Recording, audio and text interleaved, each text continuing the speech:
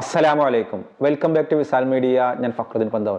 ഏതൊരാൾക്കും വലിയൊരു ഷോക്കായിരുന്നു ഹാഫിദ് മസ്ഊദ് സഖാഫിയുടെ ഒരു മരണം. കാരണം അത്ര ആരോഗ്യത്തോടു കൂടി നടന്നിരുന്ന ഒരാൾ പൊടുന്നനെ ഒരു പ്രസംഗം കഴിഞ്ഞിട്ട് അങ്ങോട്ട് കുഴഞ്ഞു വീണ് മരണപ്പെടുക എന്ന് പറഞ്ഞാൽ അത് ഉൾക്കൊള്ളാൻ കഴിയില്ല.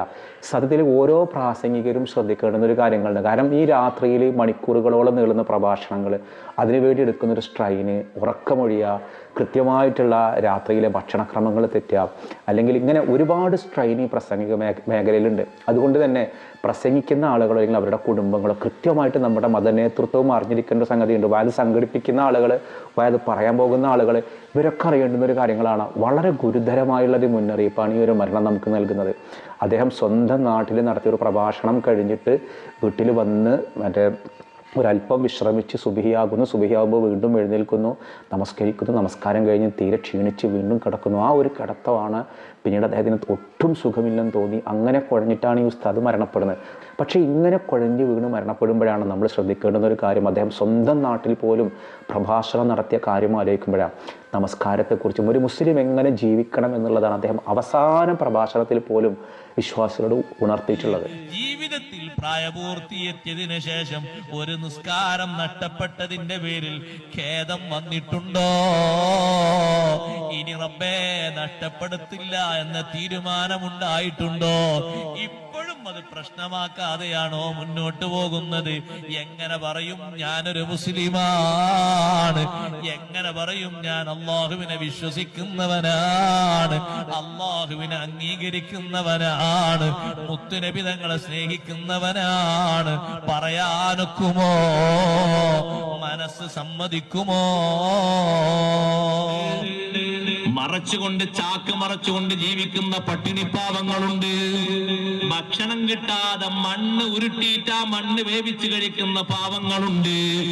ഇത്തരത്തിൽ പട്ടിണിപ്പാവങ്ങൾ നാട്ടിൽ ജീവിക്കുമ്പോ മുസ്ലിം ആർഭാടത്തിലാണ്, ആഭാസത്തിലാണ്. അനാവശ്യ ചെലവുകൾ തീരുന്നോ സഹോദരങ്ങളെ? നിക്കാഹിന്റെ സദസ്സിലോ ബർക്കത്തിറങ്ങാൻ ഒരു ചാൻസും ഇല്ല. പുതിയാപ്പിള വന്നിരിക്കുന്ന രണ്ട് കയ്യിലും മൈലാഞ്ചി തേച്ചിട്ടാണ്. രണ്ട് കയ്യിലും എന്തൊക്കെ എഴുതിയത്?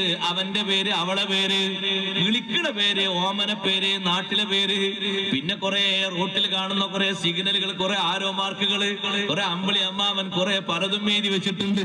അതൊക്കെ കൂടിയുണ്ട്. മൈലാഞ്ചിട്ട് മൂപ്പരുണ്ട് വന്നിരിക്കാണ്. വരുന്ന മലക്കുകൾ ഒന്നാനാകാശത്ത് തന്നെ മേലോട്ട് പോയി. റഹ്മത്തിന്റെ മലക്കിറങ്ങാൻ ഒരു ചാൻസും ഇല്ല.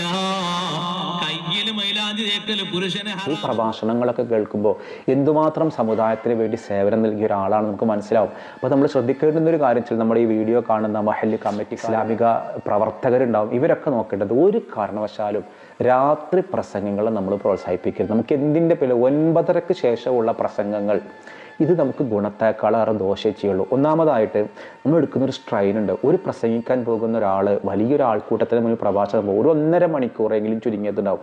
പല ഉസ്താദുമാരെ പറയുന്നത് 3 മണിക്കൂർ വരെ നീളുന്ന കാര്യങ്ങളുണ്ട്. ഇത് ആഴ്ചയിൽ 1 മാത്രമേ പാടുള്ളൂ. അതിനപ്പുറത്തേക്ക് ഒരിക്കലും അനുവദിക്കരുത്. കാരണം ഈ മനുഷ്യൻ്റെ ആരോഗ്യം ഇല്ലാതാവാണ്. ഒരു നാട്ടിലേക്ക് പ്രസംഗിക്കാൻ വരുമ്പോൾ അവിടെ എന്തെങ്കിലും പരിപാടികളോ ബുർദ മജ്ലിസുകളോ അല്ലെങ്കിൽ ദിക്ർ മജ്ലിസുകളോ അല്ലെങ്കിൽ മറ്റെന്തെങ്കിലും ആണ്ട് നേർച്ചകളോ മറ്റെന്തെങ്കിലും പരിപാടിക്ക് നമ്മളൊരാളെ കൊണ്ടുവരുമ്പോൾ ടൈം ഷെഡ്യൂൾ ശ്രദ്ധിക്കേണ്ടത് ആരാണ്? ആ കമ്മിറ്റിക്കാരാണ്. രാത്രി 9:30-ക്ക് ശേഷമുള്ള പ്രസംഗങ്ങൾ നിങ്ങൾ ഇല്ലാതാക്കുന്നത് ഏതോ കുടുംബത്തിൻ്റെ ഒരു അത്താണിയാണ്. നമുക്കൊരു നല്ല പ്രഭാഷണം കിട്ടും. ഇവരൊക്കെ ദീനീ പ്രബോധകന്മാരാണ്. ബയോളജിക്കൽ ക്ലോക്ക് തെറ്റാണ്. ഇത് രാത്രി ഏറെ നേരം പ്രസംഗിക്കുക എന്ന് പറഞ്ഞാൽ വലിയ തെങ്ങിൻ്റെ കട മാന്താൻ പോലോ കിണർ കളക്കാൻ പോലെയുള്ള പണിയല്ല എന്ന് പറയുന്നവരുണ്ട്. പക്ഷെ അതിനേക്കാൾ സ്ട്രെയിനാണ്, അതിനേക്കാൾ സ്ട്രെയിനുള്ളൊരു വർക്കാണ്. കാരണം നമ്മൾ അത്രയും ശബ്ദം കൊണ്ടാണ്. ഈ ശബ്ദം നിരന്തരമായിട്ടിട്ട് തൊണ്ടയ്ക്ക് ശസ്ത്രക്രിയ നടത്തിയ ഒരുപാട് പ്രഭാഷകന്മാരുണ്ട്. അതിലേക്ക് നമ്മുടെ ഭർത്താക്കന്മാരോ നമ്മുടെ പ്രിയപ്പെട്ട ഉസ്താദുമാരോ ഉണ്ടാവരുത്. അതുകൊണ്ട് തന്നെ പരമാവധി ആളുകൾ, ഇസ്ലാമിക സംഘടനാ പ്രവർത്തകരും സന്നദ്ധ പ്രവർത്തകരും ഒക്കെ ശ്രദ്ധിക്കേണ്ടത് അവനവൻ്റെ നാട്ടിലെ പരിപാടികൾ പരമാവധി പകല് വെക്കുക. ഈ പ്രഭാഷണം രാത്രി 12 മണിക്ക് കഴിഞ്ഞിട്ട് ഈ ഉസ്താദ് സ്വന്തം നാട്ടിലേക്ക് പോകാൻ മണിക്കൂറുകളോളം യാത്രയാണ്. ഈ മണിക്കൂറുകളോളം യാത്രക്കിടയിൽ കൃത്യമായുള്ള പ്രോപ്പർ ഉറക്കം പോലും ഇല്ല. അതിനിടയ്ക്ക് ഭക്ഷണം ക്രമം തെറ്റും. ഒരു ഭക്ഷണം കഴിക്കുന്നൊരു പക്ഷേ പ്രഭാഷണം കഴിഞ്ഞിട്ടായിരിക്കും. പ്രഭാഷണം കഴിഞ്ഞിട്ട് 1 മണിക്കും 2 മണിക്കും കഴിക്കുന്ന ഭക്ഷണങ്ങൾ ഗുണമാണോ ദോഷമാണോ? ഇപ്പം ഏത് നിലക്ക് നോക്കിയാലും രാത്രിയിലെ ഈ പ്രഭാഷണങ്ങൾ, അപ്പം നിങ്ങൾ ശരിക്കും മുൻപുണ്ടായിരുന്നല്ലോ എന്ന്. ഇപ്പം നമ്മുടെ ശാരീരിക ഘടനകളൊക്കെ മാറി. എത്ര കുഴഞ്ഞു വീഴുന്ന മരണങ്ങളാ ദിവസവും നമ്മൾ കേൾക്കുന്നത്.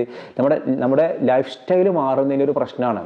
അപ്പോൾ ഒരുപാട് പ്രഭാഷകന്മാർക്ക് പിന്നീട് ശബ്ദത്തിൻ്റെ ഒരു പ്രയാസങ്ങൾ ഉണ്ടാവലുണ്ട്.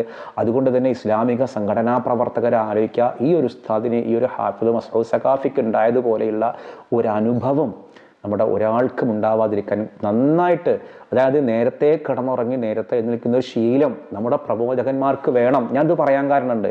ഉമർ റളിയല്ലാഹുവിൻ്റെ ഭരണകാലത്ത് ഒരു സ്വഹാബി ഒരു സ്ഥലത്തേക്ക് പോകാന്ന് വെച്ചാൽ അവിടെ പ്ലേഗ് ഉണ്ടായിരുന്നു. ആ പ്ലേഗുള്ള നാട്ടിലേക്ക് നിങ്ങൾ പോയി കഴിഞ്ഞാൽ നിങ്ങളെ എനിക്ക് നഷ്ടപ്പെടുമെന്ന് കരുതിയിട്ട് ആ ഒരു സ്വഹാബിക്ക് അങ്ങോട്ടുള്ളൊരു പോക്ക് ഉമർ റളിയല്ലാഹു തടഞ്ഞിരുന്നു. ഒരു മനുഷ്യൻ്റെ പ്രാഥമികമായ ആരോഗ്യമാണ് പ്രധാനം, പൊതുവായൊരു നന്മയേക്കാൾ. അപ്പോൾ ആളുകൾക്ക് ഇസ്ലാമിക പ്രബോധനം നടത്തേണ്ടത് ആവശ്യമാണ്. നമ്മൾ ടൈമൊക്കെ ഒന്ന് മാറ്റിയൊക്കെ, പണ്ടൊക്കെ രാത്രി റമദാനിക്ക് ഒരുപാട് വയലുകൾ ഉണ്ടായിരുന്നു. ആ വയലുകളൊക്കെ രാത്രി പുലരും വരെ 4 മണി വരെയൊക്കെ വയൽ കഴിഞ്ഞിട്ട് പിന്നെ അത്താഴം കഴിച്ച് സുബീസ്കാരം കഴിഞ്ഞ് കിടന്നുറങ്ങുന്ന ഒരു ശീലം ഞാൻ അനുഭവിച്ചിട്ടുണ്ട്. പഴയ ഈ വീഡിയോ കാണുന്ന പഴമക്കാരൊക്കെ അനുഭവിച്ചിട്ടുണ്ടാവും. അപ്പോൾ ആ ഒരു ശീലം നമ്മൾ അന്നൊക്കെ ഒരു പക്ഷേ നമ്മൾ പിന്നീട് അധ്വാനമുള്ള ജോലി ആയതുകൊണ്ട് പറ്റുമായിരിക്കും. ഇത് പള്ളിയിലൊക്കെ മുദരിസാകുന്ന ആളുകൾ ശാരീരിക അധ്വാനം കുറവാണ്. അതാണെങ്കിൽ രാത്രി ഉറക്കമില്ല, ഭക്ഷണവും ക്രമം തെറ്റിയിട്ട്. അതുകൊണ്ട് തന്നെ നമ്മുടെ പ്രസംഗ രീതികൾ, നമ്മുടെ ഇസ്ലാമിക പ്രബോധന രീതികൾ പകൽ ക്ലാസ്സുകളിലേക്ക് ചുരുക്കുക. എന്നിട്ട് ആഴ്ചയിൽ എങ്ങനെ പ്രസംഗിക്കാൻ പോകുന്ന ആളുകളാണെങ്കിൽ ആഴ്ചയിൽ ഒരു ദിവസം മാത്രം വിനിയോഗിക്കുക. കൃത്യമായ പ്രോപ്പർ ഉറക്കം വേണം, വിശ്രമം വേണം. 10 മണിക്ക് ശേഷം, രാത്രി 10 മണിക്ക് ശേഷം ഭക്ഷണം കഴിക്കുന്നത് നല്ലതേ അല്ല. 10 മണിക്ക് ശേഷം നമ്മുടെ ഇന്റേണൽ ഓർഗൻസ് ഒക്കെ മയങ്ങുന്ന ഒരു ടൈമാണ്. ഇതാരും പാലിക്കണില്ല. ഇനി ഇങ്ങനെ പ്രസംഗിക്കുന്നവർക്കൊരു നല്ല പാരിതോഷികം ഒരു തുകയായിട്ടും കിട്ടലില്ല. പലരും അതൊക്കെ നിങ്ങൾ ഇസ്ലാമിന് വേണ്ടി സംസാരിക്കണമല്ല, കുറച്ച് മതി. അങ്ങനെയല്ല, വളരെ ഇതിലൊക്കെ പ്രമുഖമായിട്ട് നിൽക്കുന്ന വല്ല VIP-കളായിട്ട് നിൽക്കുന്ന ആളുകൾക്ക് മാത്രമാണ് മതിയായ പ്രതിഫലം പോലും കിട്ടുന്നത്. ഓരോ ഉസ്താദുമാരും ഇങ്ങനെ ദീനിന് വേണ്ടി സ്വന്തം ശരീരത്തെ പോലും ത്യജിച്ചുകൊണ്ടാണ് ഇതിൽ നടത്തുന്നത്. ഈ ഉസ്താദിൻ്റെ തന്നെ ഓരോ പ്രഭാഷണങ്ങൾ കേൾക്കുമ്പോഴും ഉള്ളിൽ വല്ലാത്തൊരു നിൽക്കുക. എത്ര പറഞ്ഞാലും ആ പ്രഭാഷണങ്ങളെ മറ്റൊരാൾക്ക് കേൾപ്പിക്കുന്ന ഒരു പുണ്യായതുകൊണ്ടാണ് ഞാൻ ഇന്ന് ഈ പ്രഭാഷണങ്ങൾ ഞാൻ കേൾപ്പിക്കുന്നത്. പിന്നീട് മക്കൾ കേൾക്കുന്നത് ശൈഖ് ജീലാനി റളിയല്ലാഹു അൻഹു ഒരൊറ്റ തവണ പറഞ്ഞു, ലാ ഇലാഹ ഇല്ലല്ലാഹു മുഹമ്മദുർ റസൂലുള്ളാഹ്. പിന്നെ ചൊല്ലി ലാ ഇലാഹ ഇല്ലല്ലാഹ്. ഏറെ ചൊല്ലിയത് അല്ലാഹ് അല്ലാഹ് അല്ലാഹ് അല്ലാഹ് എന്ന് ചൊല്ലി നോക്കൂ. നാവ് മേലെ തട്ടുന്ന ഒരു രൂപം വരുന്നില്ലേ? അതേ രൂപത്തിലാണ് ശൈഖ് ജീലാനി തങ്ങൾ വഫാത്തായി കിടക്കുന്നത്. അല്ലാ എന്ന് പറയുമ്പോ, ജലാലത്തിന്റെ ഇസ്മു മൊഴിയുമ്പോ നാവ് മേലേക്ക് ടച്ച് ചെയ്തുകൊണ്ടാണ് വായിങ്ങനെ പിളർന്നിട്ടാണ് നിൽക്കുന്നത്. അപ്പോഴാണ് റൂഹങ്ങ് പിരിഞ്ഞു പോയത്. കാണുന്ന സന്ദർശകർ മുഴുവനും പറയുന്നു, കലിമ ചൊല്ലിയിട്ടുണ്ട്, കലിമ ചൊല്ലിയിട്ടുണ്ട്, കലിമ ചൊല്ലിയിട്ടുണ്ട്. അല്ലാഹു തൗഫീഖ് തരട്ടെ, അല്ലാഹു ഭാഗ്യം തരട്ടെ. കലിമ ചൊല്ലി പിരിയാൻ അല്ലാഹു തൗഫീഖ് തരട്ടെ. ലാ ഇലാഹ ഇല്ലല്ലാഹ്, ലാ ഇലാഹ ഇല്ലല്ലാഹ് എന്നിങ്ങനെ ആവർത്തിച്ച് ചൊല്ലുക. അത് ജീവിതത്തിൽ ആ ദിക്ർ ഇങ്ങനെ പതിവാക്കുക. ഒരു ദിവസം ഒരു 100 ചൊല്ലുക. നിസ്കാരത്തിന്റെ ശേഷം ഒരു 10, ഹദ്ദാദിൽ ഒരു 50 ആയ 100 100ആയി. അങ്ങനെങ്കിലും ഒരു 100 തേക്കുക. അങ്ങനെങ്കിലും ഒരു 100 ദിവസം 1000 ചൊല്ലിയിരുന്ന ആൾക്കാരാ മഹാന്മാരൊക്കെ. പലരും 1000 ചൊല്ലിയിരുന്നാണ്. നമ്മളൊരു 100 ഒന്ന് പതിവായിക്കൊണ്ട് നടക്കുക. 1000 ചൊല്ലുന്ന ആൾക്കാർ വലിയ ഭാഗ്യവാന്മാരാണ്, ചെറിയ ഭാഗ്യവാന്മാരൊന്നല്ല. 1000 തഹ്ലീൽ ദിനേന ചൊല്ലുന്ന ആൾക്കാർ വലിയ ഭാഗ്യമുള്ളവരാണ്. ആ ദിക്ർ അവരെ നാവിലൂടെ അങ്ങനെ വരും, ശരിക്ക് ചൊല്ലും. റിഫായി ശൈഖ് റളിയല്ലാഹു അൻഹു വഫാത്തിന്റെ ഒരു മാസം മുമ്പ് മഹാനവർകൾക്ക് ഉണ്ടായ അസുഖം വയറുവേദനയാണ്. വയറുവേദന തുടങ്ങി ചെറിയ രൂപത്തിൽ. ഇങ്ങനെ ഒരുപാട് മഹാന്മാർക്ക് അങ്ങനെ വയറുവേദന വന്നിട്ടുണ്ട്. ലാസ്റ്റ് ഘട്ടത്തിൽ വയറുവേദന അങ്ങനെ വന്ന്, എന്നാലും അമലുകളൊക്കെ ചെയ്ത് അമലുകളൊക്കെ ഒന്നും മുടക്കല്ല. ലാസ്റ്റ് ഘട്ടത്തിൽ ഈ ജമാദുൽ ഊല മാസത്തിൽ റിഫായി ശൈഖ് റളിയല്ലാഹു അൻഹു ഇവിടെ വാങ്ങുമ്പോ മഹാനവറുകൾ ചൊല്ലി നല്ല റാഹത്തുള്ള ഒറ്റ പ്രാവശ്യം. അപ്പം നമ്മൾ കൃത്യമായിട്ട് ആലോചിക്കുക, ഇസ്ലാമിക പ്രവർത്തകർ ഈ വീഡിയോ കാണുന്ന നിങ്ങളുടെ നാട്ടിൽ ഇപ്പോൾ ഈ റമദാനാണ് വരാൻ പോണേ. ഈ റമദാനിക്ക് നമ്മളൊരു വയത് വെക്കുകയാണെങ്കിൽ അല്ലെങ്കിൽ പ്രസംഗം വെക്കുകയാണെങ്കിൽ പരമാവധി 9:30-10 മണിക്ക് കുട്ടികൾക്കുള്ള പരീക്ഷയുടെ ഒക്കെ സമയമാണ്. മാർച്ച് മാസം എന്ന് പറഞ്ഞാൽ പരീക്ഷ നടക്കുന്നുണ്ട്. +2ൻ്റെ പരീക്ഷ നടക്കുന്നുണ്ട്, 10ാം ക്ലാസ്സിലെ പരീക്ഷ നടക്കുന്നുണ്ട്, പിള്ളേരെ പരീക്ഷ ഉണ്ട്. അതുകൊണ്ട് തന്നെ രാത്രി വൈകുന്ന പരിപാടികൾ ഒഴിവാക്കിയിട്ട് പരമാവധി ആ സമയം നമ്മൾ ഉപയോഗപ്പെടുത്തുക. ഇത്തരം ക്ലാസ്സുകൾ നടത്തുന്ന മതപണ്ഡിതന്മാരെ നമുക്ക് ഇനിയും ആവശ്യമുണ്ട്. ഇതുപോലെ കുഴഞ്ഞ് വീണ് മരണപ്പെട്ട ഒരു പ്രഭാഷകനെ നമുക്ക് നഷ്ടപ്പെടാനിടയാക്കരുത്. അതുകൊണ്ടാണ് ഞാൻ ഈ പറയുന്നത്, ഏത് നിങ്ങൾ മെഡിക്കൽ രംഗത്ത് ചോദിച്ചോളൂ, ഇങ്ങനെ നമ്മുടെ ശബ്ദം കാരണം ഇത്രയും ആളുകൾക്ക് മുന്നിൽ പ്രഭാഷണം നടത്തുമ്പോൾ അനുഭവിക്കുന്ന ഒരു സ്ട്രെയിൻ ഉണ്ട്. ആ സ്ട്രെയിൻ നമ്മൾ സംസാരിക്കണ പോലെയല്ല, നമ്മളിപ്പോൾ സംസാരിക്കണ പോലെയല്ല. വേണ്ട ഒരു 3/4 മണിക്കൂർ ഒരു ക്ലാസ് റൂമിൽ സംസാരിക്കുമ്പോൾ ഒരു അധ്യാപകൻ അനുഭവിക്കുന്ന ഒരു വേദന ഉണ്ട്. എത്ര ബുദ്ധിമുട്ടാണെന്നറിയോ?